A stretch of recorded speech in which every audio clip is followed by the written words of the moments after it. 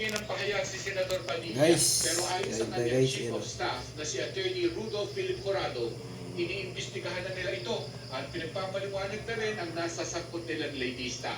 Para sa GMA Integrated News, Mark Salazar, nakatutok 24 oras. Mahigit 800 milyong pisong halaga ng hinihinalang shabu ang natagpuan sa dalampasigan sa Bataan na nakatago sa mga sako ng patuka sa manok. Kagaya umano yan ng mga nalampat sa Masinloc, Zambales, kaya inaalam kung may koneksyon. At nakatutok lang si Darlene Tan. Darlene? Kaya iniimbestigahan na raw ng PNP Region 3 dito sa Camp Olivas kung paanong napunta sa dalampasigan ng Mariveles, Bataan ang sako-sako ng hinihinalang shabu na may halagang mahigit 800 milyong piso. Pasado 1 ng hapon kanina nang rumisponde ang mga pulis sa baybay ng barangay Sisiman, Mariveles, Bataan. Ayon sa PNP Region 3, may nag-report na mangingisda sa Bataan Police kaugnay sa nakita niyang sako na malapit sa mga bato sa may lighthouse o parola. Isa-isang kinuha ng mga pulis ang 6 na puting sako ng patuka sa manok. Pero nang buksan, nakita ang 118 na pakete ng hinihinalang shabu. Nasa 118 kilos ang timbang nito at nagkakahalaga ng mahigit 802 milyon pesos. Kapansin-pansing nakasilid din sa mga pakete ng Chinese tea ang mga hinihinalang droga, kagaya noong mga nalambat ng mga mangingisda sa Masinloc, Zambales. Ayon kay Police Brigadier General Peñones, iniimbestigahan kung may kaugnayan sa isa't isa ang mga insidente ng na-recover na droga mula sa dagat. Narito po ang pahayag ng hepe ng PNP Region 3. Naniniwala ako na may connection dahil based dun sa mga nahuli rin natin, na-recover din natin before, halos pareho yung packaging, pati yung mga Chinese label, halos pareho, malaki yung pagkakapareho nila. Posible na nilagay ito and may kukuhang iba, or baka naman naka-recover niya, natakot, or iniwan na lang doon. So lahat ng gulo, tinitingnan natin ano yung possibility. And lalabas naman yan din sa investigation.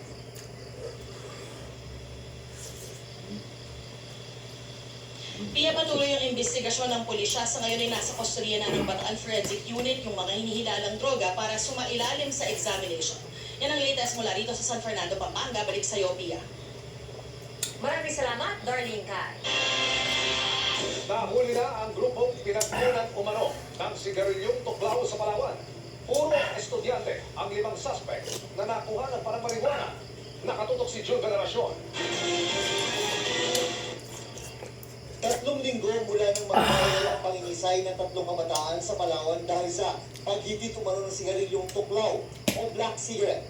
Naaresto na sa isang bypass operation ng grupong pinagkukulan umano ng kontrabando. 5 estudyante na edad 19 hanggang 25. Ito kasing nahuli natin is the identified source of the tuklaw na may synthetic cannabinoid na dito sa Puerto Princesa. Bukod sa synthetic cannabinoid at iba pang ebidensya, nakuha rin din daw sila ng marijuana. Nasampahan sila ng reklamong paglabag sa Comprehensive Dangerous Drugs Act at nasa kustodiya pa ng pulisya. Sinusubukan pa namin bakuha ang kanilang panig. Marami pa ang ating tinitingnan ng mga tao at sisiguraduhin natin na hindi na ito maglibanap. Sinasabing galing Vietnam ang mismong tuklaw. Pero ang synthetic cannabinoid na inihalo sa tuklaw ang naging sanhi umano ng pangingisay ayon sa Philippine Drug Enforcement Agency o PDEA. Base sa investigasyon ng PNP, online ang bentahan ng mga suspect. Ang 1 milliliter ng synthetic cannabinoid, 300 pesos daw ang kanilang benta. Inaalam pa kung kanino sila kumukuha ng supply ng illegal na droga. Sabi ng PNP, tulad ng ibang droga, tinututukan din nila ngayon ang tuklaw na may halong synthetic cannabinoid. May mga illicit trading routes na tinitingnan natin na maaaring pinagdadaanan ng mga substance na ito. Ang problema, marami umano sa nabibiktima ay ang mga kabataang sumusubok kumali dala ng murang pag-iisip. Walang mabuting ilululot sa inyo yan. At itong bottom line ng dyan, wala pa akong nakitang adik na maganda at tuwapo. Lahat ng adik pangit. Tingnan nyo ang before and after. Artista na pakaganda na adik, tingnan mo yung sura. Diba? Para sa GMA Integrated News, yung manasyon nakatutok 24 oras. Sure lang sa pagkasundalo kapalit na mahigit 100,000 piso. Yan ang nabistong alok ng nagpanggap o ng recruiter sa Philippine Air Force pero discharge na pala sa serbisyo. Nakatutok si Marisol Abduraman, exclusive.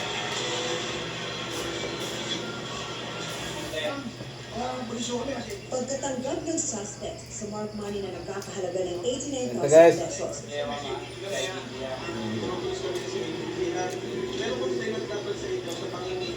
agad siyang inaresting ng operatiba ng CIDG Batangas sa Mataas na Kahoy, Batangas. Nirereklamang suspect ng kanyang biktima at classmate ng college kaugnay sa pangakong sugar slot sa recruitment ng pagiging sundalo kapalit ng pera.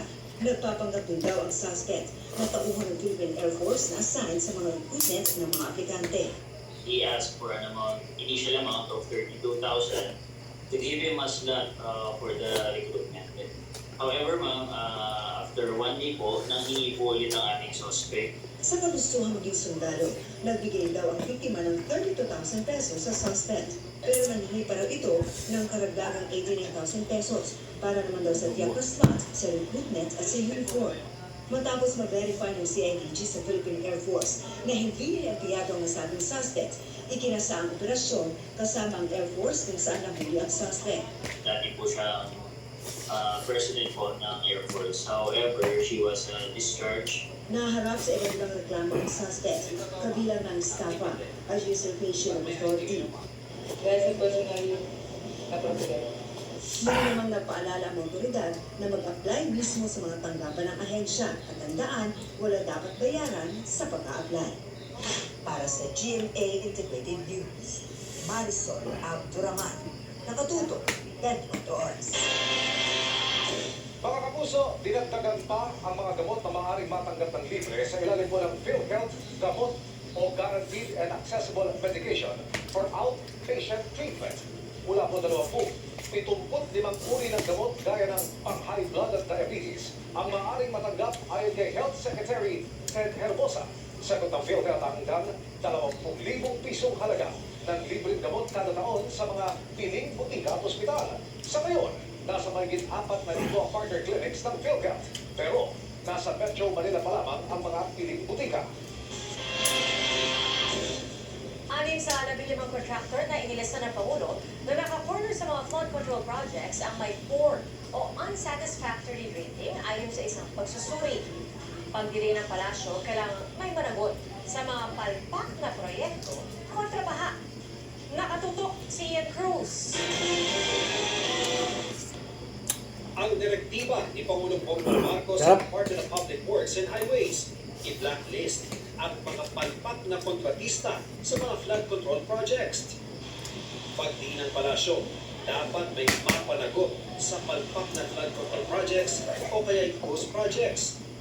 Ayon kay Pangulong Marcos Jr., dapat na may managot sa ganitong uri ng kapabayaan, katiwalian at panluloko at tiyakin na mananagot sa batas ang lahat ng may sala.